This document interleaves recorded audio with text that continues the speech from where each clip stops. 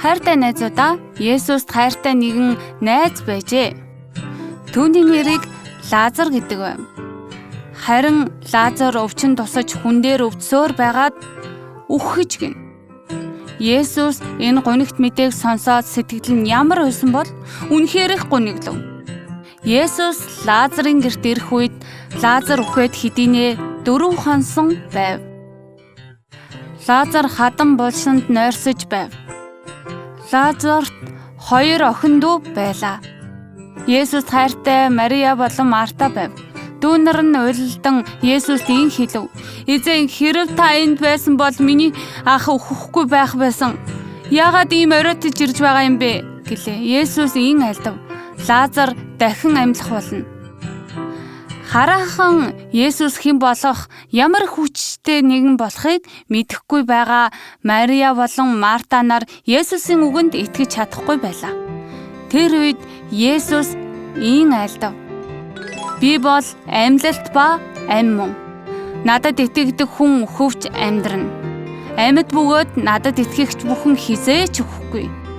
Есүс Лазарын булшинд ойртон ирээд үргэлжлүүлэн ийн айлтлаа. Хадыг зайлуул. Марта ийн хэлв. Эзэн, тэр үхээд 4 хонож байгаа тул одоо өмхий ороод үнэр орсон байгаа гэж хэлв. Тэр үед Есүс ийн айлдав. Хэрэв чи итгэвэл Бурхны алдрыг харна гэж би чамд хэлээгүй билүү? Хүмүүс Есүсийн үгэнд дуулууртай байж хадыг зайлуулв. Есүс чанга дуугаар ингэж хэлсэн. Лазар гараад ир гэж хашгирав. Хүүхдүүдээ, та нар ч бас хамтдаа дуудаад үзэх үү? Лазараа гараад ир. Тэр даруй гайхалтай зүйл болов. Үхсэн Лазар оршуулгын боолтоор боолттой чигээрээ гарч ирлээ. Үүнийг харсан олон юудайчууд амьлалт ба ам болсон Есүст итгэсэн билээ. Хайртай найзуудаа, Есүс үхсэн нэгнийг дахин амьлуулах чадaltaй Бурхан мөн. Есүс Лазарыг үхэхстээс амьлуулсан ч энэ үнэнг бидэнд мэдүүлэхийн тулд байсан юм.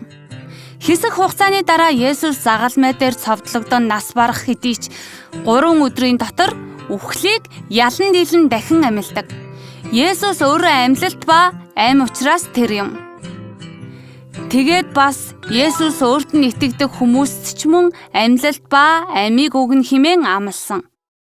Есүс итгэдэг бид бүхэнд үхэл нь төгсгөл биш юм.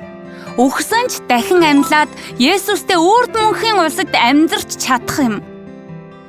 Магадгүй та нарын дунд үхлээс айж байгаа хүмүүс байгаа болов уу? Лазарыг дахин амьлуулсан Есүсийг санаарай. Амьлалт ба ам болсон Есүс биднийг дахин амьлуулах болно. Мөн бидний эргэн тойронд хараахан Есүсийг мэдээгүй байгаа гэр бүл эсвэл найзууд байгаа юу? Есүст итгээгүй хүн хэн боловч үрд мөнхийн унтрашгүй халуун тамд орхоос өөр сонголтгүй. Хараахан Есүст итгээгүй байгаа гэр бүл болон найзуудаа зориулан нэгэн Есүсийг дамжуулаарай. Тэгвэл бидэнтэй хамт Есүсийн байгаа мөнхийн улсад үрд хамт амьдарч чадна шүү дээ. Амьлалт ба ам болсон Есүс бүх сэтгэлээрээ итгэсэн хэл шавгийн найзууд болохыг ерөөж байна.